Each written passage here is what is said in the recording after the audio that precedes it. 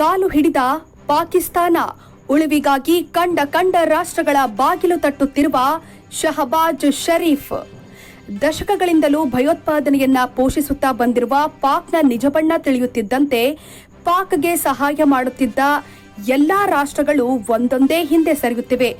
ಜಗತ್ತಿನಲ್ಲಿ ಮತ್ತಷ್ಟು ಏಕಾಂಗಿ ಆಗಿರುವ ಪಾಕಿಸ್ತಾನದ ಹತಾಶೆ ಈಗ ಪಾತಾಳಕ್ಕೆ ಇಳಿದಿದೆ. ಕಾಶ್ಮೀರ ನಮ್ಮ ಜೀವನಾಡಿ ಎಂದು ಪಾಕಿಸ್ತಾನ ಸೇನಾ ಮುಖ್ಯಸ್ಥರು ಹೇಳಿದ ಬೆನ್ನಲ್ಲೇ ಪಹಲ್ಗಾಮ್ ಉಗ್ರ ದಾಳಿ ನಡೆದಿದೆ ಎಂದರೆ ಇದು ಪೂರ್ವ ನಿಯೋಜಿತ ಅಂತಾನೆ ವ್ಯಾಖ್ಯಾನಿಸಲಾಗುತ್ತಿದೆ. ಯಾವೆಲ್ಲ ರಾಷ್ಟ್ರಗಳು ಪಾಕ್ ಬೆಂಬಲದಿಂದ ಹಿಂದೆ ಸರಿಯುತ್ತಿವೆ? ಪಾಕ್ ಯಾಕೆ ಹತಾಶೆಯ ಮಡುವಿನಲ್ಲಿ ಮುಳುಗುತ್ತಿದೆ? ಪ್ರಸ್ತುತ ಪರಿಸ್ಥಿತಿ ಅವಲೋಕಿಸಿದ್ರೆ ಪಾಕಿಸ್ತಾನವನ್ನ ಅನ್ಯ ರಾಷ್ಟ್ರಗಳೇ ಹುರಿದು ಮುಕ್ಕುತ್ತಿವೆ. ಬಹುಶಃ ಯುದ್ಧವೇ ಇಲ್ಲದೆ ಪಾಕ್ ಹೇಳ ಹೆಸರಿಲ್ಲದಂತಾದರೂ ಅಚ್ಚರಿಯಿಲ್ಲ. ಪಾಕಿಸ್ತಾನವನ್ನ ಮಟ್ಟ ಹಾಕೋದಕ್ಕೆ ಅಂತ ಅಮೆರಿಕ ಪ್ರಯತ್ನಿಸುತ್ತಿದ್ದಾಗ ನೆರೆ ರಾಷ್ಟ್ರ ಪಾಕ್ ಅಮೆರಿಕಕ್ಕೆ ಮಾಧ್ಯಮವಾಗಿ ಸಹಾಯ ಮಾಡಿತ್ತು. ಹೀಗಾಗಿ ಪಾಕ್ಗೆ ಅಮೆರಿಕದಿಂದ ಸಾಕಷ್ಟು ಧನ ಸಹಾಯ, ಶಸ್ತ್ರಾಸ್ತ್ರಗಳು ದೊರೆಯುತ್ತಿತ್ತು. ಅದೇ ಅಮೆರಿಕ 2021ರಲ್ಲಿ ಅಫ್ಘಾನ್ ತೊರೆದಿದ್ದು ಪಾಕ್ಗೆ ಪೆಟ್ಟು ಬಿತ್ತು. ಕೇವಲ ಉಗ್ರವಾದ, ಮತಾಂಧತೆಯಲ್ಲೇ ಮುಳುಗುತ್ತಿರುವ ಪಾಕ್ನಿಂದ ಯಾವುದೇ ಸಹಾಯವಾಗದು ಅನ್ನೋದನ್ನ ಅರಿತ ಅಮೆರಿಕ ತನ್ನ ಸಹಕಾರ ನಿಲ್ಲಿಸಿತು. ಈ ಹಿಂದೆ ಅದೆಷ್ಟೋ ಬಾರಿ ಪಾಕ್ಗೆ ಹಣ ಸಹಾಯ ಮಾಡಿದ್ದ ಅಮೆರಿಕ ಇದೀಗ ದಿವಾಳಿಯಾಗುವತ್ತ ಸಾಗುತ್ತಿರುವ ಪಾಕ್ನತ್ತ ತಿರುಗಿಯೂ ನೋಡುತ್ತಿಲ್ಲ. ಅಮೆರಿಕಕ್ಕೆ ಸಹಾಯ ಮಾಡಿ ಅಫ್ಘಾನಿಸ್ತಾನದಲ್ಲಿನ ಉಗ್ರರ ಮಟ್ಟ ಹಾಕಲು ನಿಂತಿದ್ದ ಪಾಕ್ಗೆ ಇದೇ ಮುಳುವಾಯಿತು. ಈಗ ಅಫ್ಘಾನ್ ತಾಲಿಬಾನ್ ಸಂಘಟನೆ ಪಾಕ್ ವಿರುದ್ಧ ನಿಂತಿದೆ. ಅಫ್ಘಾನ್ ಗಡಿಯಲ್ಲಿ ಉದ್ವಿಗ್ನತೆ ಸೃಷ್ಟಿಸುತ್ತಿರುವ ಅಫ್ಘಾನ್ ನಾಗರಿಕರನ್ನ ಹಾಗೂ ಸೇನೆಯನ್ನ ಗುರಿಯಾಗಿಸಿ ದಾಳಿಯನ್ನ ನಡೆಸುತ್ತಿದೆ. ಜೊತೆಗೆ ಸ್ಥಳೀಯ ಬಂಡುಕೋರ ಸಂಘಟನೆಗಳಿಗೂ ತಾಲಿಬಾನ್ ಉಗ್ರರು ಬೆನ್ನೆಲುಬಾಗಿ ನಿಂತು ಗಡಿಯಲ್ಲಿನ ಶಾಂತಿಯನ್ನ ಕದಡುತ್ತಿದ್ದಾರೆ. ಕೊಲ್ಲಿ ರಾಷ್ಟ್ರಗಳು ಪಾಕಿಸ್ತಾನಕ್ಕೆ ಅಸಡ್ಡೆ ತೋರುತ್ತಿದ್ದು ಪಾಕ್ನ ಯಾವುದೇ ಸಂಕಷ್ಟಕ್ಕೂ ಮರುಗುತ್ತಿಲ್ಲ. ಈ ಹಿಂದೆ ಹಲವು ಬಾರಿ ತಮ್ಮ ಬೊಕ್ಕಸದಿಂದ ಹಣ ನೀಡಿದ್ದ ಈ ರಾಷ್ಟ್ರಗಳಿಗೆ ಪಾಕ್ನಿಂದ ಮರಳಿ ಸಹಾಯ ದೊರೆತಿಲ್ಲ. ಇದರಿಂದಾಗಿ ಬೇಸತ್ತ ಕೊಲ್ಲಿ ರಾಷ್ಟ್ರಗಳು ಪಾಕ್ನ ವಿಚಾರದಲ್ಲಿ ಉದಾಸೀನ ತೋರಿಸುತ್ತಿವೆ. ಮುಸಲ್ಮಾನ ರಾಷ್ಟ್ರ ಎನ್ನುವ ಕಾರಣಕ್ಕೆ ಹಲವು ಬಾರಿ ಅರಬ್ ದೇಶಗಳು ಪಾಕಿಸ್ತಾನವನ್ನ ನಂಬಿ ಸಹಾಯಕ್ಕೆ ಮುಂದಾಗಿದ್ದವು. ಆದರೆ ತನ್ನದೇ ನೀಚ ಬುದ್ಧಿಯಿಂದ, ಎಡವಟ್ಟಿನಿಂದ ಪಾಕ್ ಈ ದೇಶಗಳ ನಂಬಿಕೆ ಕಳೆದುಕೊಂಡಿದ್ದು ಈಗ ಇಲ್ಲಿನ ಯಾವ ರಾಷ್ಟ್ರವೂ ಮಿತ್ರನಾಗಿ ಉಳಿದಿಲ್ಲ. ಭಾರತದ ವಿರುದ್ಧ ಪಾಕನ್ನ ಬಲಿಷ್ಠಗೊಳಿಸಿ ತನ್ನ ಬೇಳೆ ಬೇಯಿಸಿಕೊಳ್ಳಲು ಮುಂದಾಗಿದ್ದ ಚೀನಾ ಪಾಕ್ನ ಅಭಿವೃದ್ಧಿಗೆ ಸಾಕಷ್ಟು ವ್ಯಯಿಸಿದೆ. ಆದಾಗ್ಯೂ ಪಾಕ್ ಬಡತನದಲ್ಲೇ ಬೇಯುತ್ತಿದ್ದು ಎಲ್ಲ ಅಭಿವೃದ್ಧಿ ಯೋಜನೆಗಳು ಅರ್ಧಕ್ಕೆ ನಿಂತಿವೆ. ಈ ಯೋಜನೆಗಳ ನಿರ್ಮಾಣ ಕಾರ್ಯಕ್ಕಾಗಿ ಚೀನಾದಿಂದ ಬಂದ ಅಧಿಕಾರಿಗಳಿಗೆ, ಕಾರ್ಮಿಕರಿಗೆ ಭದ್ರತೆಯನ್ನು ಪಾಕ್ಗೆ ಒದಗಿಸಲಾಗುತ್ತಿಲ್ಲ. ಇತ್ತೀಚಿನ ದಿನಗಳಲ್ಲಿ ಪಾಕ್ನಲ್ಲಿ ಚೀನಾ ಕಾರ್ಮಿಕರ ಮೇಲೆ ದಾಳಿ ಹೆಚ್ಚಾಗಿದ್ದು ಸಾಕಷ್ಟು ಮಂದಿ ಮೃತಪಟ್ಟಿದ್ದಾರೆ. ಇದರಿಂದಾಗಿ ಅತ್ಯಾಪ್ತ ಎನಿಸಿಕೊಂಡಿದ್ದ ಚೀನಾದ ಕೆಂಗಣ್ಣಿಗೂ ಪಾಕ್ ಗುರಿಯಾಗಿದೆ. ಶಾಂತಿಯನ್ನೇ ಹೆಚ್ಚು ಬಯಸುವ ಐರೋಪ್ಯ ದೇಶಗಳು ಭಾರತದೊಂದಿಗೆ ಉತ್ತಮ ಸಂಬಂಧ ಹೊಂದಿದ್ದು ಪಾಕ್ನ ಉಗ್ರ ಕೃತ್ಯಗಳನ್ನ ಈ ಹಿಂದಿನಿಂದಲೂ ವಿರೋಧಿಸುತ್ತಲೇ ಬಂದಿವೆ. ಜೊತೆಗೆ ಮಿತ್ರ ಭಾರತದ ಬೆನ್ನಿಗೆ ನಿಲ್ಲುವ ಈ ದೇಶಗಳು ಪಾಕ್ನ ಕುತಂತ್ರಕ್ಕೆ ಮರುಳಾಗದೆ ದೂರದಲ್ಲೇ ಇರಿಸಿವೆ. ಪಾಕ್ ಏನೇ ಸಹಾಯ ಬೇಡಿದರೂ ಮರುಗದ ಈ ರಾಷ್ಟ್ರಗಳು ಈ ವಿಚಾರದಲ್ಲಿ ವಿರೋಧಿ ನಿಲುವನ್ನ ಹೊಂದಿವೆ. ಅಲ್ಲದೆ ಉಗ್ರವಾದಕ್ಕೆ ಪಾಕ್ ಕಡಿವಾಣ ಹಾಕುವತ್ತ ಯೋಚಿಸಬೇಕು ಅಂತ ಆಗ್ರಹಿಸುತ್ತಲೇ ಇವೆ. ಹೀಗೆ ಐರೋಪ್ಯ ರಾಷ್ಟ್ರಗಳು ಈ ಹಿಂದಿನಿಂದಲೂ ಪಾಕ್ ಅನ್ನ ವಿರೋಧಿಸುತ್ತಾ ಬಂದಿವೆ. ಇತ್ತ ಇರಾನ್ ಜೊತೆಗೆ ಗಡಿ ಹಂಚಿಕೊಂಡಿರುವ ಪಾಕಿಸ್ತಾನವು ಅಲ್ಲಿಯೂ ಉತ್ತಮ ಸಂಬಂಧ ಹೊಂದಿಲ್ಲ. ಬಲೂಚ್ನ ಬಂಡುಕೋರರ ಸಂಘಟನೆಯು ಈ ಗಡಿಯಲ್ಲೂ ಸಕ್ರಿಯವಾಗಿದ್ದು ಇದರಿಂದ ಇರಾನ್ ಪಾಕ್ ವಿರುದ್ಧ ಕಿಡಿಕಾರುತ್ತಿದೆ. ಜೊತೆಗೆ ತನ್ನ ರಕ್ಷಣೆಗಾಗಿ ಪಾಕ್ ಗುರಿಯಾಗಿಸಿ ದಾಳಿಗಳನ್ನು ನಡೆಸುತ್ತಿದೆ. ಜೊತೆಗೆ ಪಾಕಿಸ್ತಾನದಲ್ಲಿ ಸುನ್ನಿ ಮುಸಲ್ಮಾನರು ಬಹುಸಂಖ್ಯಾತರಾಗಿದ್ದು ಇರಾನ್ನಲ್ಲಿ ಶಿಯಾ ಮುಸಲ್ಮಾನರು ಬಹುಸಂಖ್ಯೆಯಲ್ಲಿದ್ದಾರೆ.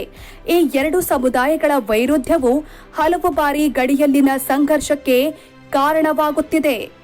ಉಗ್ರವಾದಕ್ಕೆ ಪ್ರಾಶಸ್ತ್ಯ ನೀಡುತ್ತಾ ತನ್ನ ಅಭಿವೃದ್ಧಿಯನ್ನೇ ಮರೆತಿರುವ ಪಾಕಿಸ್ತಾನ ಆರ್ಥಿಕವಾಗಿ ಭೀಕರ ಬಿಕ್ಕಟ್ಟಿಗೆ ಒಳಗಾಗಿದೆ. ವಿಶ್ವ ಹಣಕಾಸು ನಿಧಿ ಸೇರಿದಂತೆ ಇತರ ದೇಶಗಳತ್ತ ಕೈಚಾಚುತ್ತಿದೆ. ಆದರೆ ಈಗಾಗಲೇ ಸಾಲದ ಸುಳಿಯಲ್ಲಿರುವ ಪಾಕಿಸ್ತಾನವನ್ನ ನಂಬಿ ಸಹಾಯಕ್ಕೆ ಯಾರೂ ಮುಂದಾಗುತ್ತಿಲ್ಲ. ಮತಾಂಧತೆ ಹೆಚ್ಚಾಗಿರುವ ದೇಶದಲ್ಲಿ ಶಿಕ್ಷಣ ಕಡಿಮೆಯಾಗುತ್ತಾ ಅನಾಗರಿಕತೆ ಮನೆ ಮಾಡುತ್ತಿದೆ. ಇತ್ತ ದೇಶದ ಜನರಿಗೆ ತಿನ್ನಲು ಆಹಾರ ಒದಗಿಸಲು ಕಷ್ಟಪಡುತ್ತಿರುವ ಪಾಕ್ ಭಾರತದೊಂದಿಗೆ ಪರೋಕ್ಷ ಯುದ್ಧಕ್ಕೆ ಮುಂದಾಗಿರುವುದು ವಿಪರ್ಯಾಸ. ಪಾಕ್ನ ಆರ್ಥಿಕತೆ ಕುಸಿಯುತ್ತಿರುವುದನ್ನ ನೋಡಿ ಅಲ್ಲಿನ ಯುವಕರೇ ದೇಶ ತೊರೆಯುತ್ತಿದ್ದಾರೆ. ಈಗಾಗಲೇ ಸಾಲ ಪಡೆದು ಅದನ್ನೂ ತೀರಿಸದೆ ಸಾಲದ ಸುಳಿಯಲ್ಲಿರುವ ಪಾಕ್ಗೆ ದಾರಿ ತೋಚದೆ ಹತಾಶ ಮನಸ್ಥಿತಿಯಲ್ಲಿ ಭಾರತದ ವಿರುದ್ಧ ಉಗ್ರ ಕೃತ್ಯಗಳನ್ನ ಎಸಗುತ್ತಿದೆಯಂತ ವಿಶ್ಲೇಷಿಸಲಾಗುತ್ತಿದೆ. ಅಫಘಾನಿಸ್ತಾನದ ಜೊತೆ ಗಡಿ ಹಂಚಿಕೊಂಡಿರುವ ಬಲೂಚಿಸ್ತಾನ ಪ್ರಾಂತ್ಯದಲ್ಲಿ ಪ್ರತ್ಯೇಕ ದೇಶದ ಕೂಗು ಈಗ ಜೋರಾಗಿದೆ. ಇದಕ್ಕೆ ಅಫಘಾನಿಸ್ತಾನವೂ ಕುಮ್ಮಕ್ಕು ನೀಡುತ್ತಿದ್ದು ಬಲೂಚಿನ ಸ್ಥಳೀಯ ಸಂಘಟನೆಗಳನ್ನ ತಾಲಿಬಾನ್ ಪೋಷಿಸುತ್ತಿದೆ. ಈ ಬಂಡುಕೋರ ಸಂಘಟನೆಗಳು ಈ ಪ್ರಾಂತ್ಯದಲ್ಲಿ ಸ್ಥಳೀಯರನ್ನ ಗುರಿಯಾಗಿಸಿ ಹಾಗೂ ಸೇನೆಯನ್ನ ಗುರಿಯಾಗಿಸಿ ದಾಳಿಗಳನ್ನ ನಡೆಸುತ್ತಿವೆ. ಇಂತಹ ಬಂಡುಕೋರರ ಸಂಖ್ಯೆ ದಿನೇ ದಿನೇ ಹೆಚ್ಚುತ್ತಿದ್ದು ಇಲ್ಲಿ ಶಾಂತಿ ಸ್ಥಾಪನೆ ಪಾಕಿಸ್ತಾನಕ್ಕೆ ದೊಡ್ಡ ತಲೆನೋವಾಗಿ ಪರಿಣಮಿಸಿದೆ.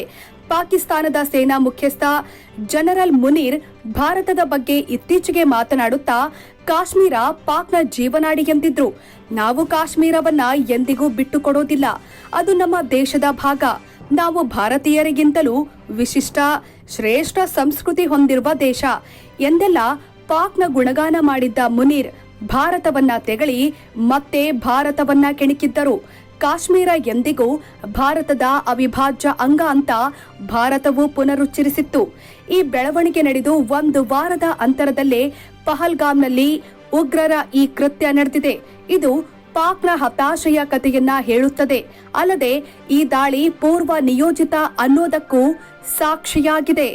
ಜಮ್ಮು ಕಾಶ್ಮೀರಕ್ಕೆ ವಿಶೇಷ ಸ್ಥಾನಮಾನ ನೀಡುವ 370ನೇ ವಿಧಿಯನ್ನ ಕೇಂದ್ರ ಸರ್ಕಾರ ರದ್ದು ಮಾಡಿದ ಬಳಿಕ ಇತ್ತೀಚಿನ ವರ್ಷಗಳಲ್ಲಿ ಜಮ್ಮು ಕಾಶ್ಮೀರ ಕಣಿವೆಯಲ್ಲಿ ಶಾಂತಿ ನೆಲೆಸುತ್ತಿದೆ.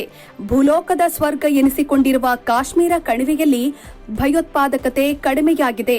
ಪ್ರವಾಸೋದ್ಯಮ ಬೆಳೆಯುತ್ತಿದೆ. ಇದರಿಂದ ಆರ್ಥಿಕವಾಗಿಯೂ ಮೂಲ ಸೌಕರ್ಯಗಳಲ್ಲೂ ರಾಜ್ಯದ ಅಭಿವೃದ್ಧಿಯ ಆರೋಹಣವಾಗುತ್ತಿದೆ. ಉಗ್ರರ ನೆಲೆಯಾಗಿದ್ದ ಪ್ರದೇಶಗಳಲ್ಲಿ ಈಗ ಸ್ಥಳೀಯರು ನಿರಾತಂಕವಾಗಿ ಓಡಾಡುತ್ತಿದ್ದಾರೆ. ಹೀಗೆ ಎಲ್ಲಾ ರೀತಿಯಿಂದಲೂ ಅಭಿವೃದ್ಧಿ ಕಾಣುತ್ತಿರುವ ಕಾಶ್ಮೀರದಲ್ಲಿ ಶಾಂತಿ ಕದಡುವುದೇ ಪಾಕಿಸ್ತಾನದ ಉದ್ದೇಶವಾಗಿದೆ. ಈಗಾಗಲೇ ಭಾರತ ಪಾಕ್ಗೆ ದಿಗ್ಬಂಧನಗಳನ್ನ ಹಾಕುವ ಮೂಲಕ ಮುಕ್ಕಾಲು ಭಾಗ ಹಣಿದು ಹಾಕಿದೆ. ಪಾಕ್ ಭಾರತದ ದಾಳಿಗೆ ಹೆದರಿ ಕೈ ಹಿಸುಕಿಕೊಳ್ಳುತ್ತಿದೆ.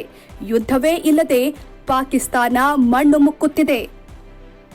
ಭಾರತ ಉಗ್ರರ ನೆಲೆಯನ್ನ ಹುಡುಕಿ ಧ್ವಂಸಗೊಳಿಸುತ್ತಿದೆ. ಪಾಕ್ ವಿರುದ್ಧ ಪ್ರಕೃತಿ ಕೂಡ ಮುನಿಸಿಕೊಂಡಿದೆ. ಭೂಕಂಪದಿಂದ ಪಾಕ್ ನಲುಗುವಂತೆ ಮಾಡಿದೆ. ಮುಂದಿನ ದಿನಗಳಲ್ಲಿ ಪರಿಸ್ಥಿತಿ ಹೀಗೆ ಮುಂದುವರೆದರೆ ಪಾಕ್ ಭೂಪಟದಿಂದಲೇ ಅಳಿಸಿ ಹೋಗುವುದು ನಿಶ್ಚಿತ. ಸತ್ಯವನ್ನ ಅರಿತು ಪಾಕಿಸ್ತಾನರು ಸೌದಿ ರಾಜ ಹಾಗೂ ಟ್ರಂಪ್ ಅವರೊಂದಿಗೆ ಕೈಕಾಲು ಹಿಡಿದು ಬೇಡಿ ಯುದ್ಧ ಬೇಡ ಎನ್ನುವ ಪ್ರಾರ್ಥನೆಯನ್ನ ಮಾಡುತ್ತಿರುತ್ತಾರೆ ಅನ್ನೋ ಸುದ್ದಿ ಇದೆ. ಇತ್ತೀಚಿನ ವರದಿಯಂತೆ ಪಾಕಿಸ್ತಾನ ದೇಶವೆಂದು ಹೇಳದೆ ಉಗ್ರವಾದಿಗಳು ಹಾಗೂ ಭಯೋತ್ಪಾದಕರನ್ನ ಸದೆ ಬಡಿಯುವುದು ನಿಶ್ಚಿತ ಅಂತ ಅಮಿತ್ ಶಾ ಅವರು ಹೇಳುತ್ತಿರುತ್ತಾರೆ. ಕಾದು ನೋಡೋಣ ಯುದ್ಧದ ಬೆಳವಣಿಗೆಗಳನ್ನ. ನಾವು ಇನ್ನು ಹೆಚ್ಚಿನ ಮಾಹಿತಿಯೊಂದಿಗೆ ಮತ್ತೆ ನಿಮ್ಮನ್ನ ಭೇಟಿಯಾಗುತ್ತೇವೆ. ಈ ಸುದ್ದಿ ನಿಮಗೆ ಇಷ್ಟವಾದಲ್ಲಿ ನಮ್ಮ ಚಾನೆಲ್ ಅನ್ನ ಸಬ್ಸ್ಕ್ರೈಬ್ ಮಾಡಿ, ಲೈಕ್ ಮಾಡಿ, ಶೇರ್ ಮಾಡಿ.